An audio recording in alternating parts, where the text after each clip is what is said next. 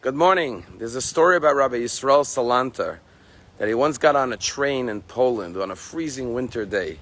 And as he was getting on the train, one of his gloves fell off.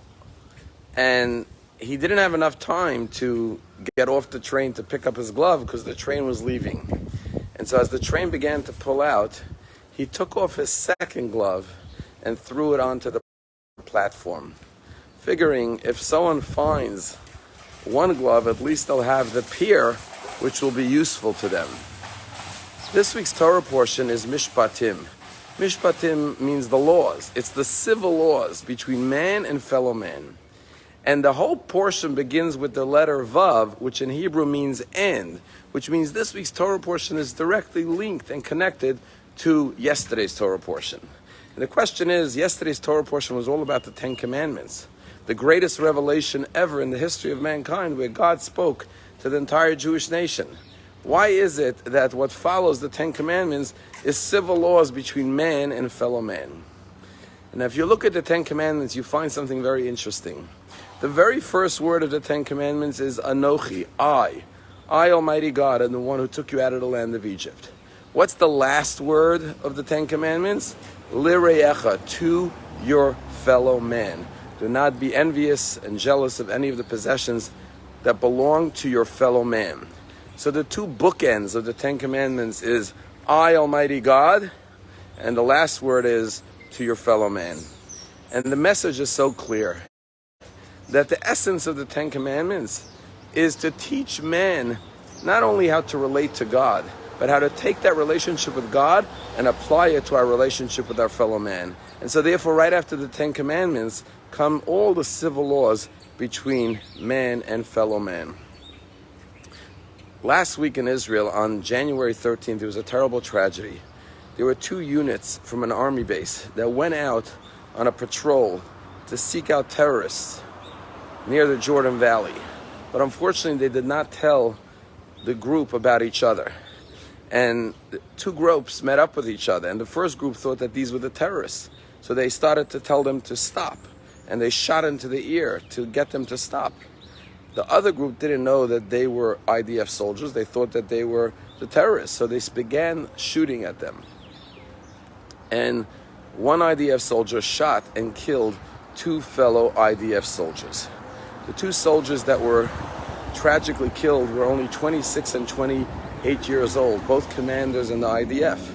One's name was Soldier Major El Har. His name was Itamar El Har, 26 years old.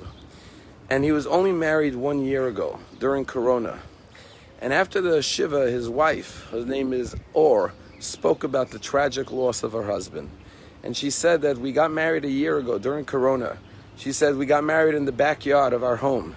There was no band, there was no caterer, it was just 10 people and a ceremony. And she said, but that was okay, because the most important thing is that my beloved Itamar showed up. And then she talked about how happy she's been in the past year of marriage, and how Itamar made her feel so complete and whole, and that whenever she was with Itamar, she felt like she was the most precious thing in his world. And then she talked about going to shul this past Shabbos to pray in the synagogue that he prayed.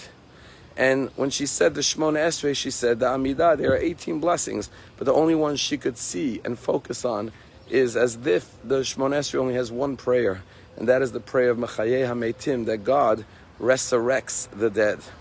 And then she talked about how she's received such an outpouring of love from the Jewish people throughout Israel, thousands of cards and messages and calls and visits.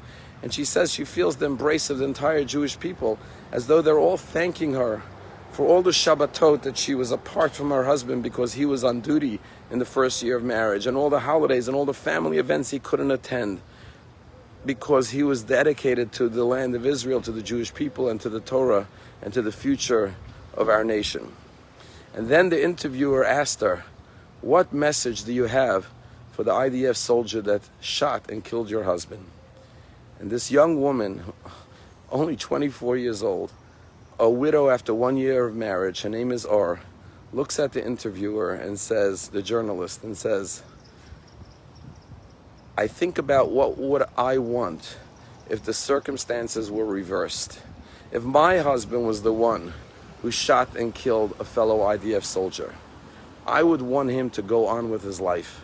I wouldn't want him to become paralyzed with sadness and depression and guilt. I would want him to move forward. And therefore I want the same for that soldier. And therefore I send to that soldier all my love and all my support. And my message to him is, go on with your life. It was an accident, it was a mistake.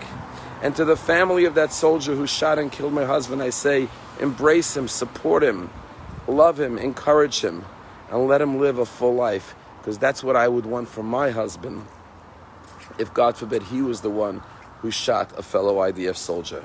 This is the message of the 10 Commandments. I am the Lord your God, and when you have proper faith in God, then you're able to translate that lireyecha to your fellow man.